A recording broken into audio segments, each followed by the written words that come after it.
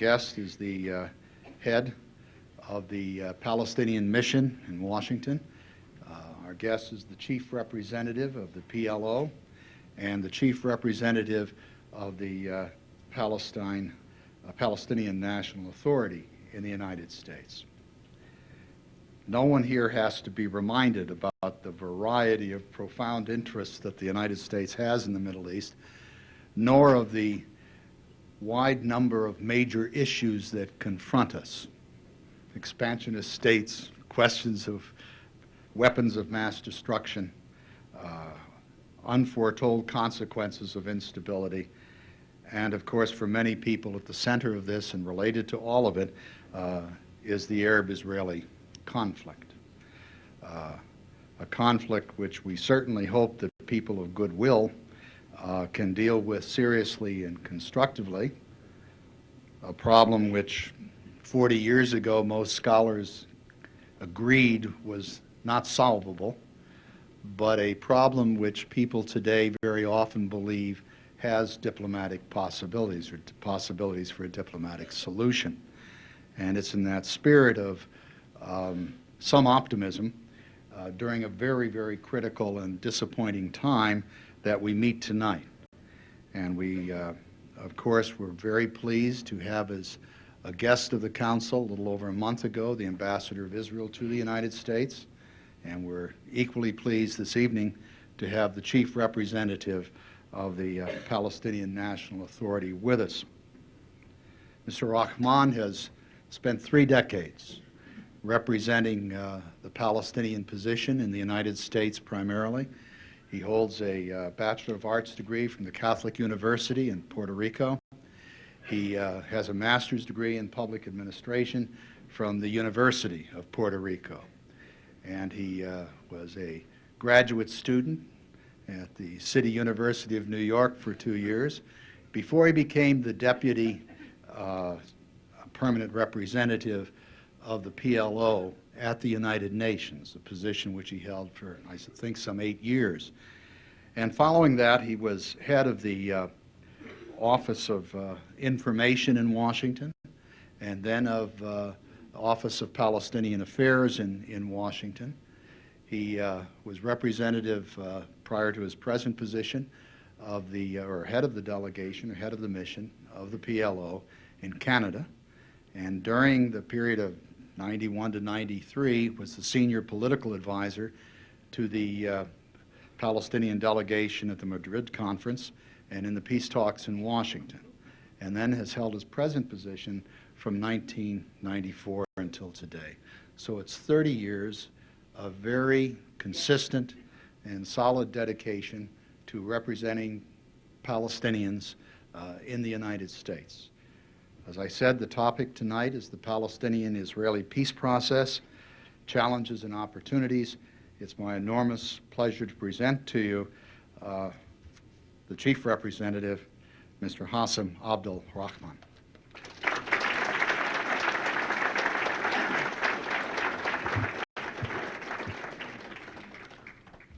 Good evening.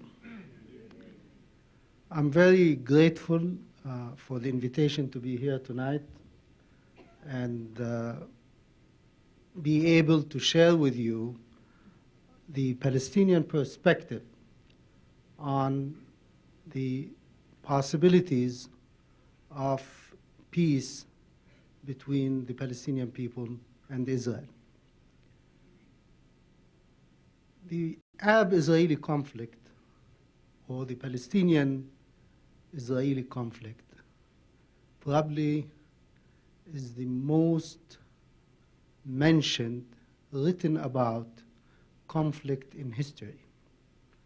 There are tens of thousands of articles, books, newspaper, feature stories, but I believe it is the least understood issue, especially in the United States. And this is really because the Palestinian point of view is not always told by the Palestinians themselves. it is always told by others than the Palestinians. And therefore, I welcome this opportunity to be able to tell you here tonight the Palestinian side of this story. It is a very tragic story because it is the story, from our point of view, of a people, the Palestinian people, who were victimized, uprooted from their own homes, became refugees. Their national identity has been destroyed. Their culture and their existence has been a subject of one of the major assaults in the modern history. The Palestinian people as a whole today are either refugees in other countries or people who live under foreign military occupation. The only people in the world today who live under foreign military occupation, their lives is run by a foreign military force, namely the Israeli armed forces. So you could see the tragedy that has befallen upon the Palestinian people. Israel was created in 1948, and I was born in 1944. So I am 4 years older than the State of Israel. And my whole life, I will be 57 in 2 days. My whole life has been, and the life of my generation of Palestinians, has been influenced by events that we has nothing to do with. They were imposed on us. Until 1948, Palestine was part of the Arab world. It was part of what was known to be the Ottoman Empire until the end of the First World War, and then became a British mandate. The British took over Palestine per resolutions of the League of Nations. Then, in Palestine, we had 7% of the population Palestinian Jews, and the rest were Palestinian Christians and Muslims. The Jewish community in Palestine owned about 3% of the total land in Palestine. The Christian and Muslim communities in Palestine owned 97%. By 1948, through a process of immigration or gathering Jews from around the world, the number shifted from 7% to almost 35% of the population of the country. During the period between the beginning of the British Mandate in 1920 up to 1948, when Israel was proclaimed, the Palestinian people were subjected to a systematic process of alienation from the land and consequently a process of building Jewish military and social presence in Palestine, separate from the indigenous population, namely the Palestinians, Christians and Muslims. So by 1948, when Israel was proclaimed, when almost 900,000 Palestinians became refugees, because the idea of creating a Jewish state in Palestine is really to exclude those who were not of the Jewish faith.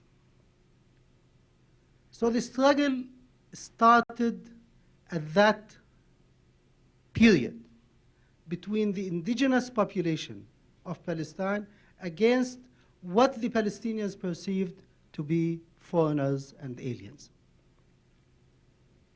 And that's why, from the very beginning, it was a zero-sum game or a zero-sum conflict in which the Zionist movement, which is the organization that founded Israel, and the Palestinians, on the other hand, viewed each other as obstacles, because the Palestinians viewed the establishment of Israel as an assault on their national existence, and Israel viewed the Palestinians as an obstacle in the face of the implementation of their Zionist plan to build a Jewish state in the land of Palestine. And so the struggle from the very first day was a struggle for total victory. The Jews wanted total victory against the Palestinians, and the Palestinians wanted a total victory against Israel. And so in the process, each mobilized as much force to achieve their objective. For Israel, from the first day, they denied the existence of the Palestinian people. And so the conflict became, instead of dealing with the core of the issue, and that is the rights of the Palestinian people, the issue became Arab-Israeli conflict, to overlook the Palestinian dimension of this conflict. So my generation of Palestinians grew up knowing that we were Palestinians, but we could not identify ourselves as Palestinians. We became overnight Jordanians, we became Syrians, we became Lebanese, we became Saudis, we became Americans, but we could not identify ourselves as Palestinians. And those of us who remained in Israel, or in what became Israel, they remained in their own villages and towns, they became Israeli Arabs and not Palestinian Arabs. And within Israel, those same community who are the original owners of the land, whose number today is about 1 million, they became a second-class citizens in their own country. And even today, those Palestinians who have continued existence in those villages and towns are considered second-class citizens. But for those Palestinians who went as refugees, they are still the only stateless people in the world today. You have about 350,000 Palestinian refugees living in Lebanon. You have 1.5 million Palestinian refugees living in Jordan. You have about 350,000 Palestinian refugees living in Syria, and the rest are scattered in the rest of the Arab world and in the rest of the other 5 continents. And so we, in order to redress this injustice that we felt was inflicted upon us as Palestinians, we tried to engage in political activism. We joined every single party that existed or political movement that existed in the Arab world. Until 1964, the Palestinian people decided, or the Palestinian activists decided to form their own organization. And they formed in 1964 what became known as the P.L.O, which is the Palestine Liberation Organization. And it is the organization that will speak on their behalf, that will represent them, and that this organization, although it was not established as a government, but it had structures that allowed the Palestinians who were not considered or allowed to identify themselves as Palestinians. Now they have this framework which allows them to practice their Palestinianism. So the P.L.O became the state in the absence of a state. It became the government for the Palestinians. It became the representative of the Palestinian people. In 1967, a war erupted between the Arabs and Israel.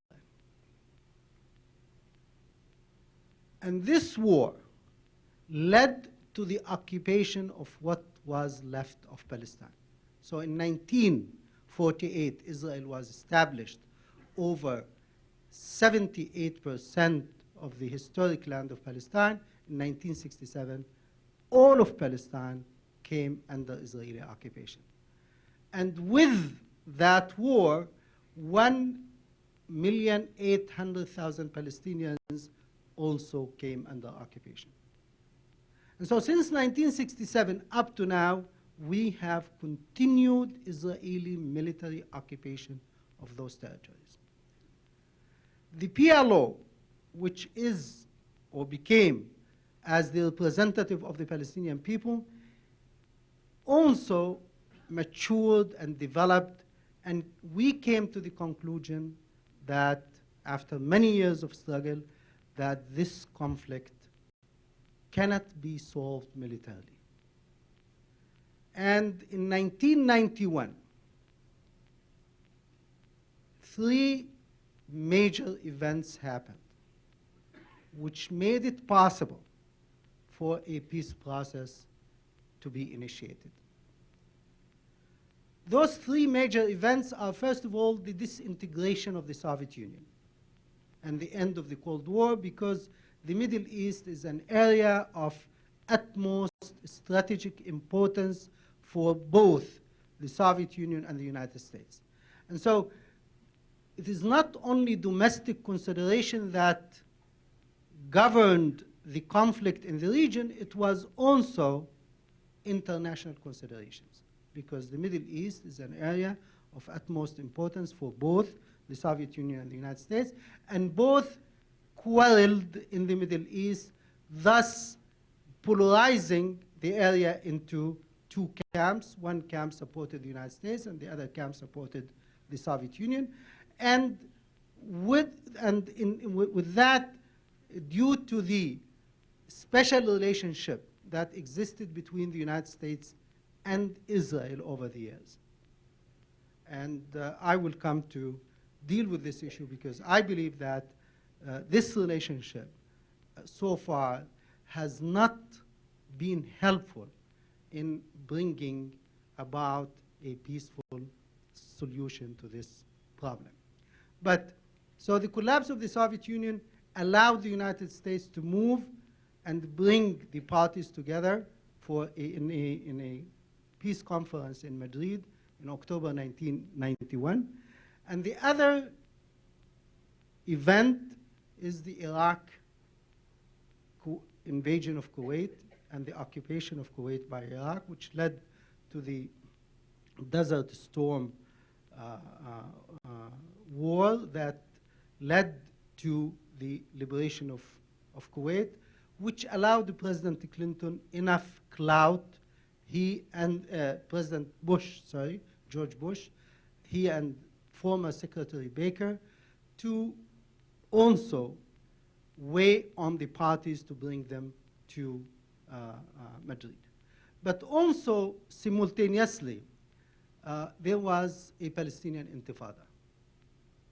And that intifada lasted between 1987 up to 1993. which convinced also the Israelis that a military solution is not possible, that Israel's military might, big as it is, powerful as it is, cannot defeat the Palestinian people. And therefore, Israel must solve this problem politically. So here you have a coincidence. The Palestinians came to the conclusion that they cannot defeat Israel. Israel came to the conclusion that it cannot eliminate the Palestinian people. And so both parties found it in their own interest to seek a political solution for this conflict. And the coincidence also is that in Israel there was a courageous leader, Yitzhak Rabin, who was a military man, who was also a political man, who he himself was engaged in wars and came to the realization that this conflict cannot be won militarily. And Yasser Arafat on the other side, both concluded after many months of secret negotiations in Oslo what became known as the Declaration of Principles or the Oslo Agreement. Now, what is the Oslo Agreement? The Oslo Agreement is really an agreement that is predicated for the first time in the history of the conflict between the Palestinians and the Israelis that both sides mutually recognize each other. So the Palestinian people recognize the existence of the state of Israel. In exchange, Israel recognizes the right of the Palestinian people to live as an independent people on the territories that Israel occupied in 1967. For the Palestinians, this represented a historic compromise because the same generation of Palestinians who led the struggle for the total liberation of Palestine came to accept 22% of their historic homeland as their state. In exchange for this, Israel will acknowledge the right of the Palestinian people in this state and solve the refugee problem in accordance with international law and international resolutions. Because the United Nations in 1949 adopted a resolution 194 of the General Assembly outlining the way the refugee problem has to be solved. So the foundation for an agreement between the Palestinians and the Israelis was laid in Oslo. And we felt that this agreement does not provide the Palestinians with absolute justice because nobody was seeking absolute justice. We were seeking relative justice, acceptable justice, an agreement that can provide with the Palestinian people with the minimum for their national existence.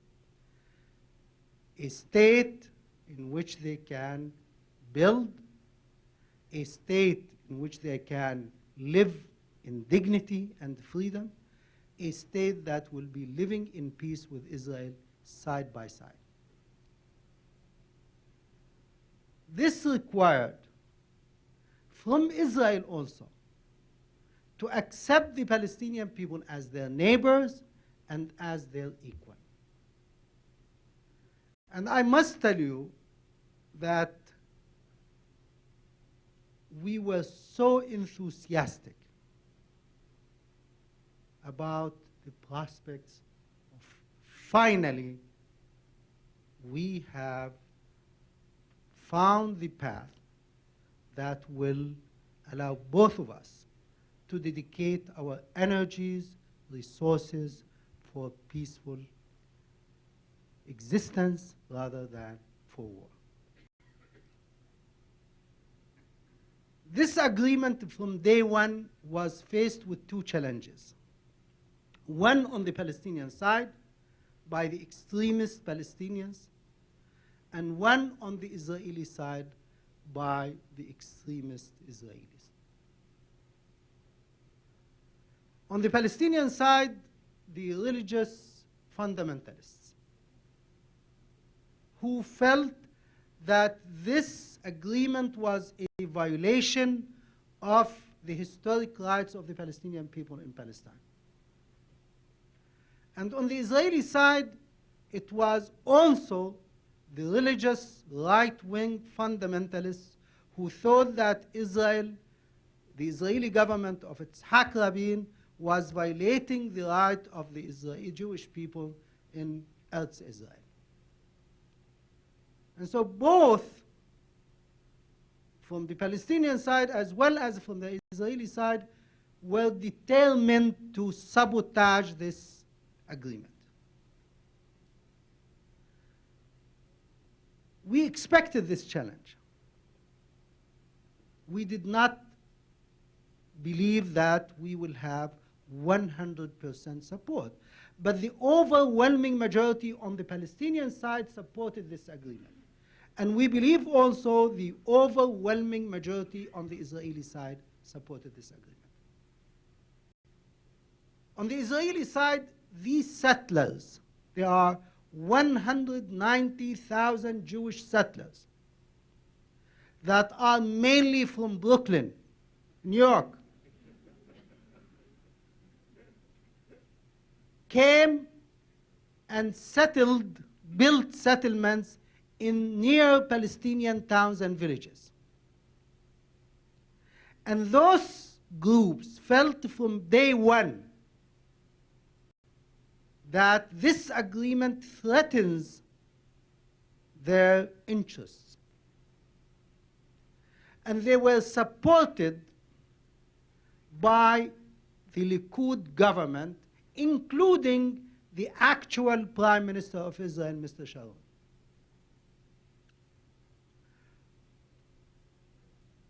The Palestinian Authority, on the other hand, really went out of its way to bring under control the Palestinian fundamentalists. And we succeeded to a great extent in containing those groups. In fact, we, and I acknowledge this, that in many occasions we violated their human rights. In the process, we did use excessive force for the sake of peace. On the other hand, the Israeli side, what they did is the first major opposition to the peace process was the assassination of Yitzhak Rabin.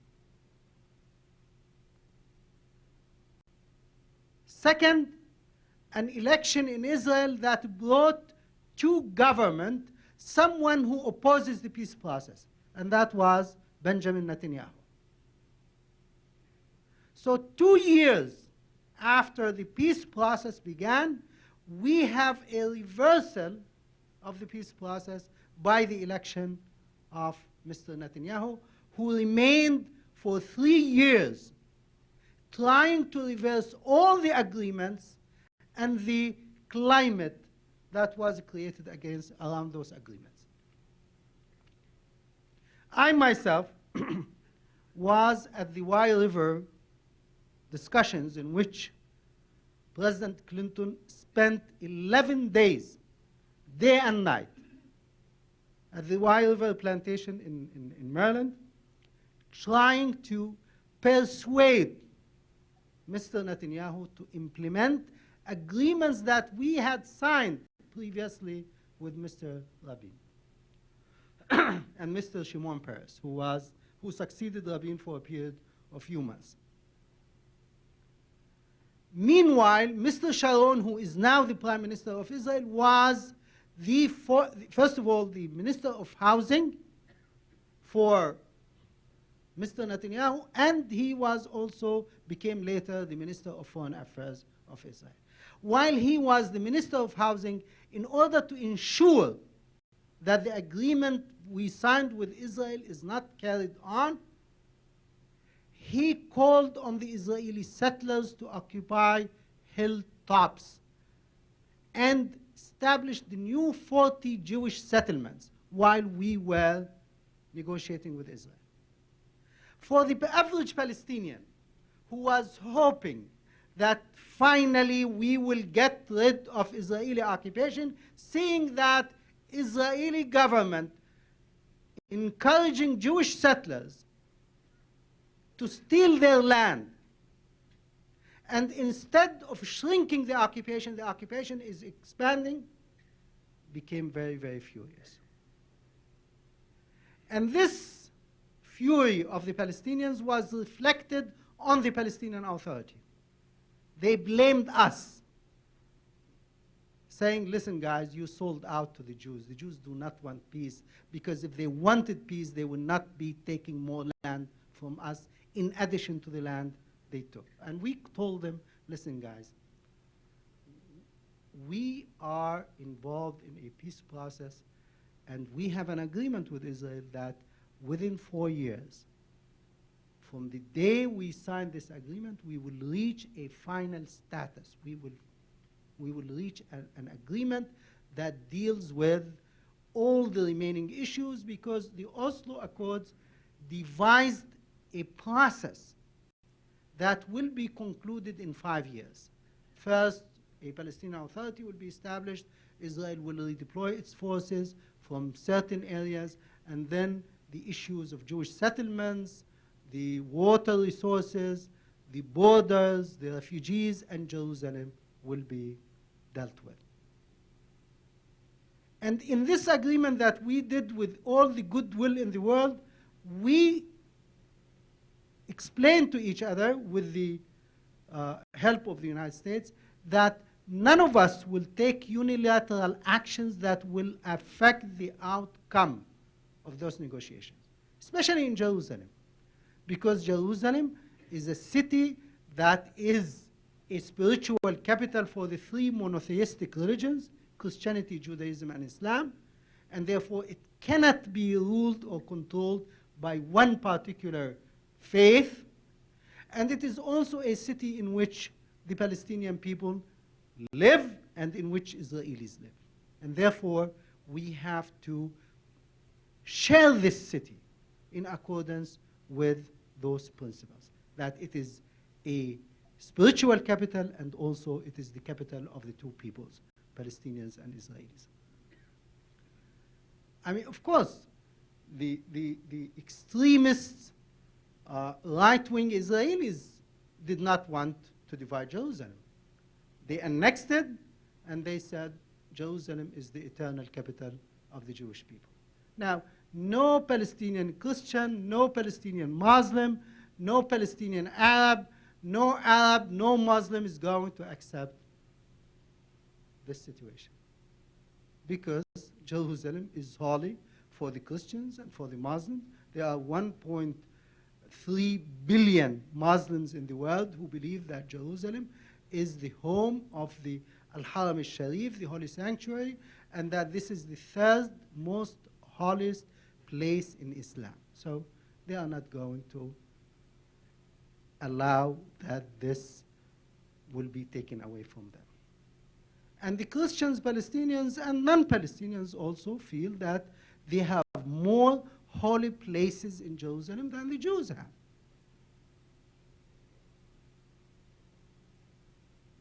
And those places that the Muslims and the Christians have are places of worship.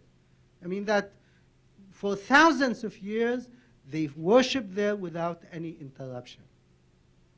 And it is not a memory that they have of this place, it is actual places that they visit and they go every day, and it is part of their daily life. So here we have a certain difficulty. We came with the help of President Clinton to Camp David after many, many months of secret and not so secret negotiations with the Israelis. We were very encouraged by the election of Mr. Barak in 1998. We thought that the Israeli people finally elected a government that is capable of reaching an agreement with us. And really, we were very, very hopeful. And not only hopeful, but we thought that an agreement was possible. We sat down with the Israelis to negotiate. Now, we discovered that the 78% of Palestine that we conceded before we sat around the table was not enough for Israel. That what was left, 22%, Israel wanted to share this with us too. And when we talk about 22% of historic Palestine, I'm talking about 7,000 square kilometers, which is probably 4,000 square miles or less. This is what would be a Palestinian state. And it is divided in two areas, West Bank and Gaza. When we came to the Jerusalem, Jerusalem is two sides, West Jerusalem and East Jerusalem. We said to Israel, okay, we will recognize West Jerusalem as your capital, you recognize East Jerusalem as our capital, and we will have an open city, East and West, open to each other, accessible to both of our communities. They, in the beginning, said no. Then they said, okay, we will accept to share East Jerusalem with you. So we will divide East Jerusalem. We said, why we have to divide East Jerusalem? Because Jerusalem is divided already. You have West and we have East. And 80% of West Jerusalem is Palestinian property.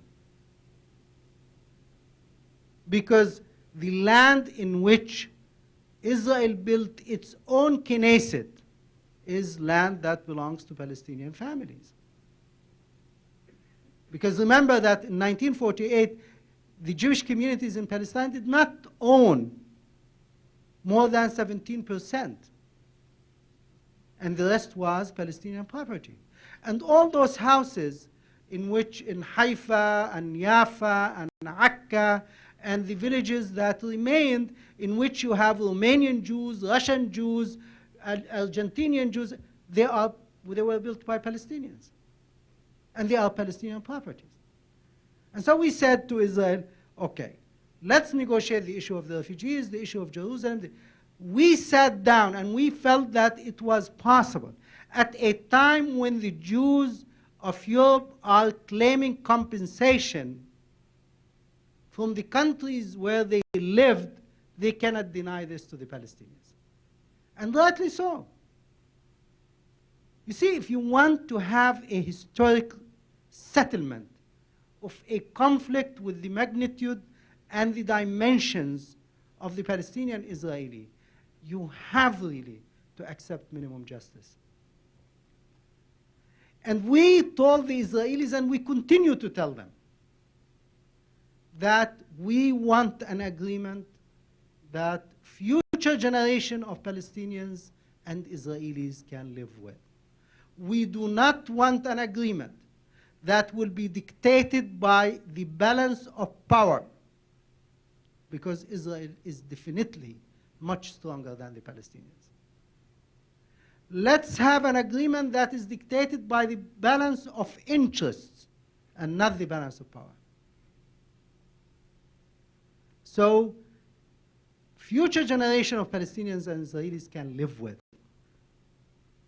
But an agreement that the Palestinians feel that is dictated on them by the power of the Israeli army or the power of their alliance with the United States or the power of the Jewish communities around the world,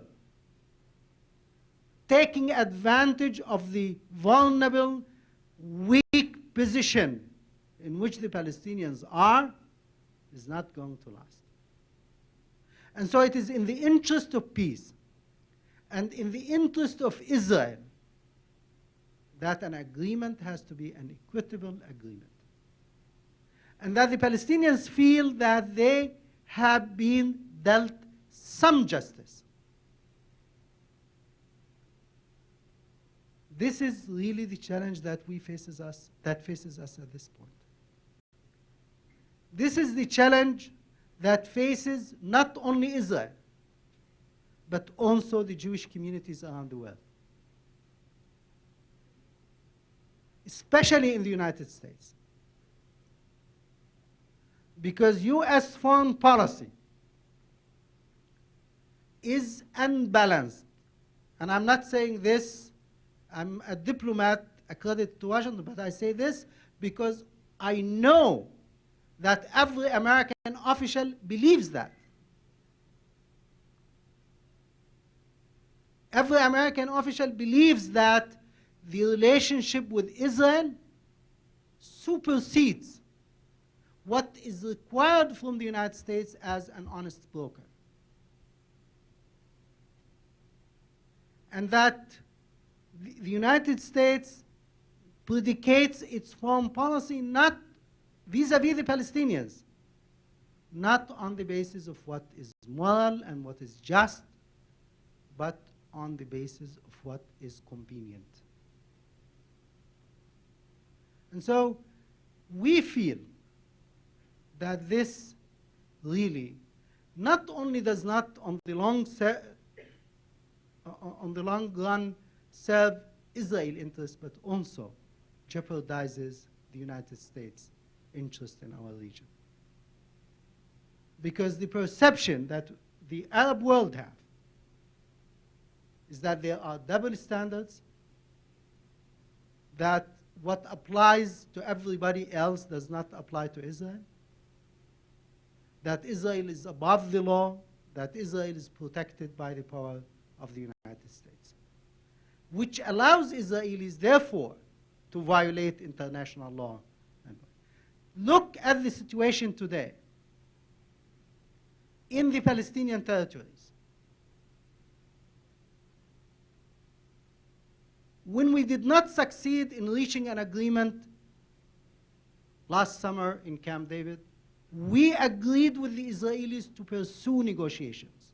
And we continued negotiations. I remember on September 26th, we had a delegation, Palestinian and Israeli, in Washington, and we were negotiating. We were continuing the negotiations, notwithstanding the failure of the Camp David summit to reach an agreement.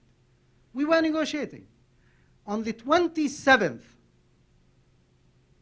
of that same day, the next day, Mr. Sharon went to Al-Haram al-Sharif accompanied by 2,000 soldiers, provoking the Palestinian feelings. And we appealed to the US government 2 days before, telling them, listen, if Mr. Sharon goes to the Al-Haram al-Sharif, to this area, this will turn this conflict from a political dispute between you and us into a religious dispute. And then it becomes uncontrollable. We told this to the then Foreign Minister of Israel, Shlomo Ben Ami, and to Dennis Ross, who was the US envoy too. And we appealed that don't put us in that situation. Nevertheless, Mr. Sharon went to Al-Haram al-Sharif, which is a holy place for the Muslims, and he didn't go by himself. He took 2,000 armed personnel with him. The Palestinians felt that was an act of provocation. It was a Thursday. The next day, Friday, there's a prayer. Palestinians protested. Mr. Barak, instead of allowing this protest to be peaceful, he ordered the Israeli security forces to shoot at the demonstrators. 7 people were killed and 200 were wounded by gunfire. In the precinct of Al-Haram al-Sharif, in the mosque. The next day, the Palestinians went to bury their dead. The Israeli army attacked them. 11 were killed and 300 more were wounded. And the serial killing of Palestinians continued for 4 days. 59 Palestinians were killed. And that's how this intifada erupted. It is not only because Mr. Sharon went to Al-Haram al-Sharif. It is because of the lack of respect that the Palestinian people felt for their own lives by who was supposed to be our partner in this peace process. Mr. Barak felt that he needed to defeat the Palestinians in the battlefield by his army because he had left Lebanon under pressure from Hezbollah. He thought that he has to win a military victory against the Palestinians. So in the last 6 months, since that date until today, 400 Palestinians are killed. 17,000 wounded, 12,000 of them are permanently incapacitated. 800 homes demolished, 200,000 trees are uprooted by the Israeli army. The only other army that used helicopters to attack civilian population under its control was Milosevic in Kosovo. And as I'm talking to you today, before I came here, Israel was bombarding with tanks the city of Hebron because Mr. Sharon feels that he has to bring the Palestinian people on their knees. And unless some sense is really put in the minds of the Israeli leadership, and they start thinking in terms of that people cannot be defeated, armies can be defeated, but people can be killed, but not defeated. And Jews must know this more than anybody else. We wonder sometimes, the Jews who have been the victims of so much pain throughout history, why they have to inflict this pain on the Palestinians. Really, it's a question that boggles our minds. You have the strength. You are the fifth most powerful army. You achieved recognition from the Palestinians on 78% of what was theirs. The Palestinians opened the doors of the Arab world for diplomatic recognition of Israel.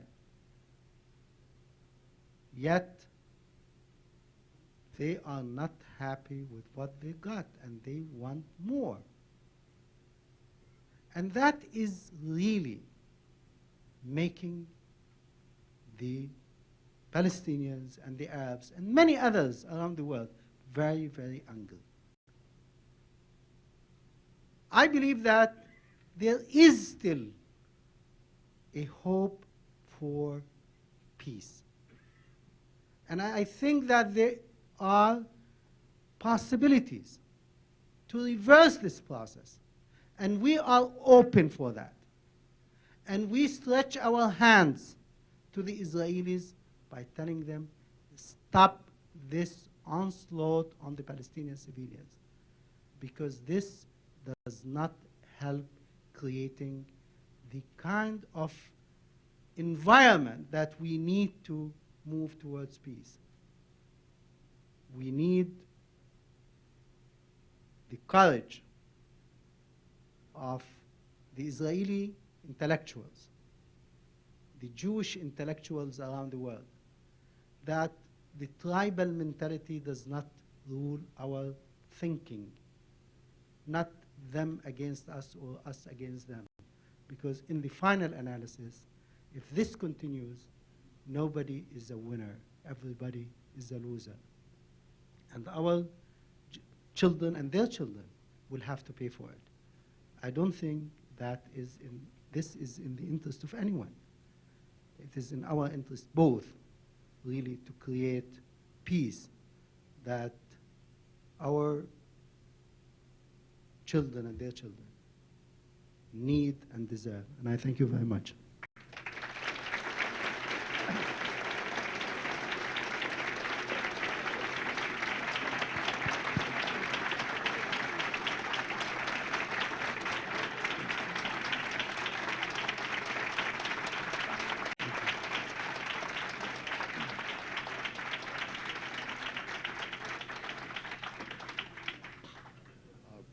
Clearly, your comprehensive and thorough view of the Palestinian position is deeply appreciated. The floor is now open for questions.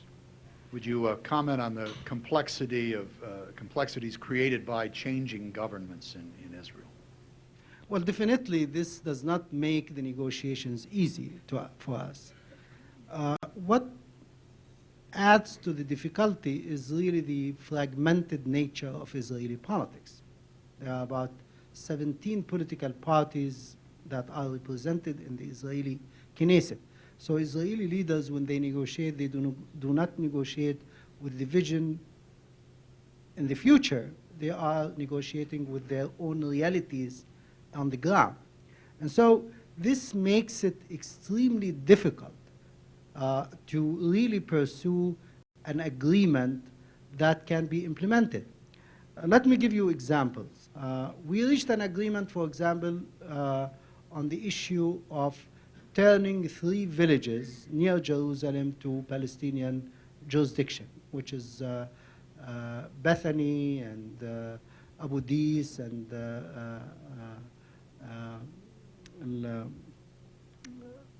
Ta'am al-Sharqiyya, which is another village.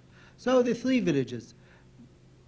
Mr. Barak could not deliver what he signed because the settlers pressured him. Now, if he wants to think in terms of pressure groups, he can move no way. He cannot move forward. There, we ask the Israelis to think, because leadership is really courage, and leadership is vision, and leadership is to take risks. And so this fragmentation of Israeli body politic impedes progress, and also the change, as you said, in Israeli governments, which seem not to last more than 2 years, makes it really very, very, very difficult unless you have a leader in Israel who does not think in terms of election and thinks in terms of what is important for Israel and for peace. Could you absorb the return of all the refugees? Well, first of all, no one expects all the refugees to return. And I don't believe that all the refugees are going to return. But some are going to return. And I think that the best way to deal with absorption of any number of refugees is really to be over time. I mean, to have a process, building the infrastructure, and building the economic base for those refugees to return. But you know, the question of the refugees is also not only an economic issue, but it's also a political and a psychological issue. Now, the Palestinian refugees who are living in Lebanon, for example, for 52 years, those people are living in ghettos. They are not allowed neither to travel freely. They are not allowed access to employment. They are excluded from many of the activities that a normal citizen of any state has. So what do you do to those people? You give them a Palestinian citizenship. So instead of becoming refugees, they become citizens of the state of Palestine.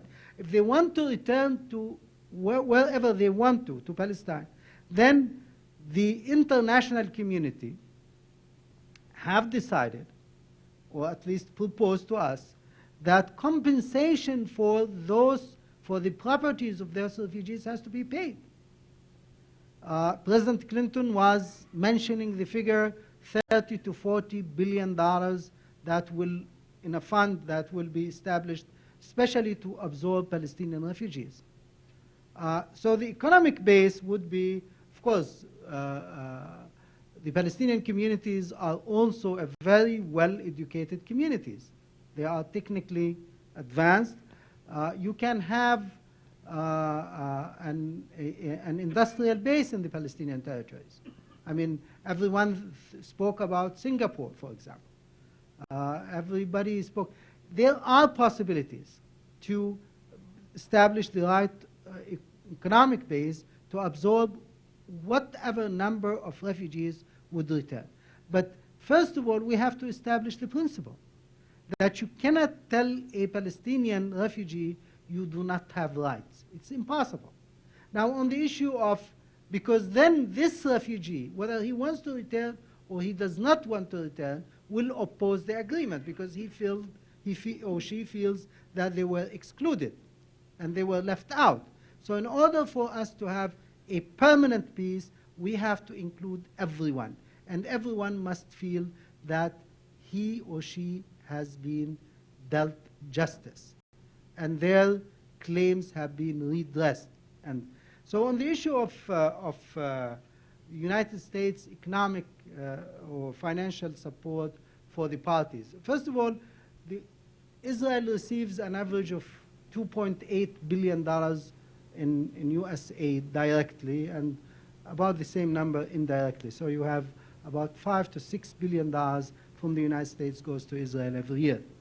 This is a considerable amount of money. No, I mean, it almost represents half of U.S. aid to the world. But that's not the only thing. Because let me give you an example. Today, we are at the United Nations debating the introduction of international observers in the Palestinian territories to observe the situation on the ground. So Palestinians will be protected from this brutality of the Israeli army that has been condemned by Israelis themselves and by the United States, by the way. The United States report on human rights in the Palestinian territories really condemned Israel for its actions against the Palestinians. You know, I personally went to the State Department to tell them, why do you oppose the presence of an international observer force, unarmed, in the Palestinian territories to observe what's happening? You know what's the answer? Israel does not like it. That's the only answer. I said, and you, what do you think? Well, I mean, since Israel does not like it, we have to oppose it. And I'm quoting to you the position of the U.S. government. Imagine if this was the same case with Milosevic in Kosovo, that Milosevic does not like NATO in Kosovo, for example. You know, so that is what upsetting the Arab public opinion. When it comes to Iraq, the United States is willing to implement and enforce all United Nations resolutions. When it comes to Israel, Israel is exempt from its responsibility under international law.